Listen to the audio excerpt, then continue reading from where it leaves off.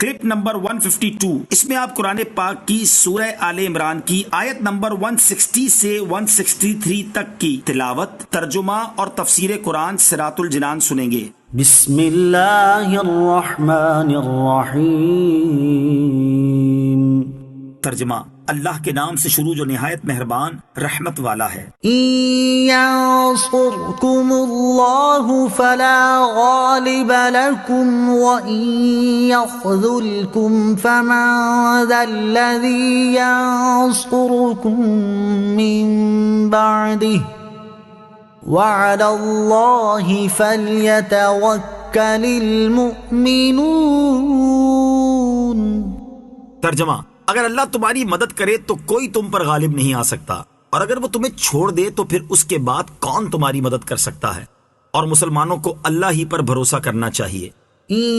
ينصركم الله، اگر اللہ تمہاری مدد کرے، ارشاد فرمایا کہ اگر اللہ عز و جل تمہاری مدد کرے تو کوئی تم پر غالب نہیں آ سکتا۔ اور یہ یاد رکھو کہ اللہ تعالیٰ کی مدد وہی پاتا ہے جو اپنی قوت و طاقت پر بھروسہ نہیں کرتا، بلکہ اللہ تعالیٰ کی قدرت و رحمت کا امیدوار رہتا ہے۔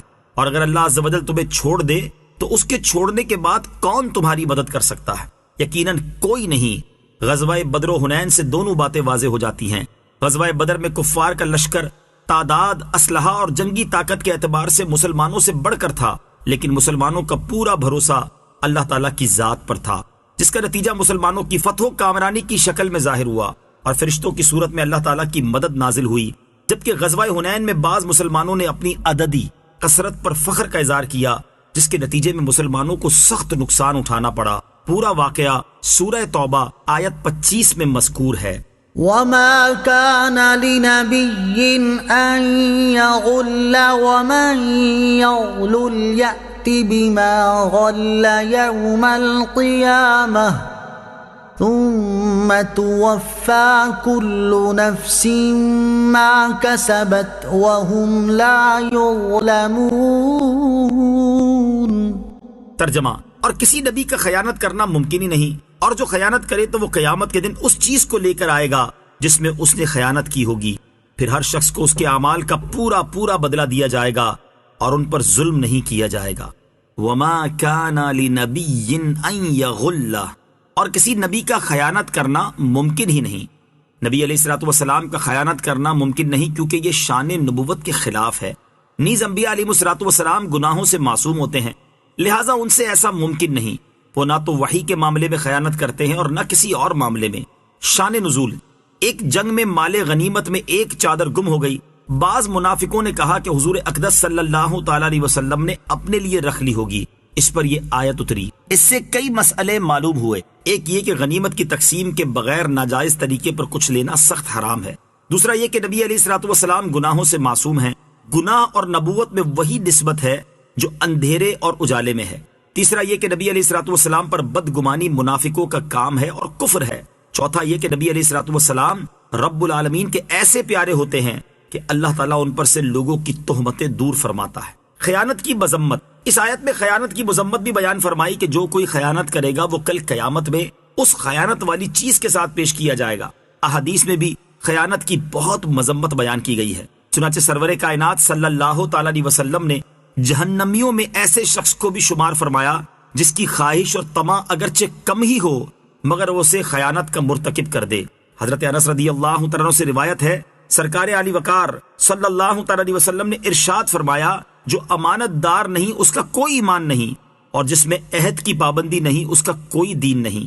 حضرت ابو امامہ رضی اللہ تعالیٰ عنہ سے روایت ہے، رسول اکرم علیہ الصلوۃ والسلام نے ارشاد فرمایا، مومن ہر عادت اپنا سکتا ہے مگر جھوٹا اور خیانت کرنے والا نہیں ہو سکتا۔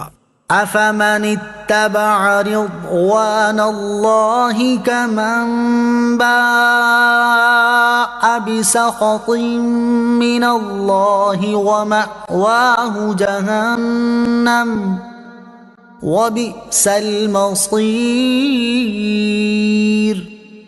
ہم درجات عند اللہ واللہ بصیر بما یعملون۔ ترجمہ، کیا وہ شخص جو اللہ کی خوشنودی کے پیچھے چلا وہ اس شخص کی طرح ہے جو اللہ کے غضب کا مستحق ہوا اور اس کا ٹھکانہ جہنم ہو، اور وہ کیا ہی برا ٹھکانہ ہے۔ لوگوں کے اللہ کی بارگاہ میں مختلف درجات ہیں اور اللہ ان کے تمام اعمال کو دیکھ رہا ہے۔ افمن اتبع رضوان اللہ، کیا وہ شخص جو اللہ کی خوشنودی کے پیچھے چلا؟ اللہ تعالیٰ کی رضا کا طالب اور اللہ تعالیٰ کی ناراضگی کا مستحق دونوں برابر نہیں ہو سکتے۔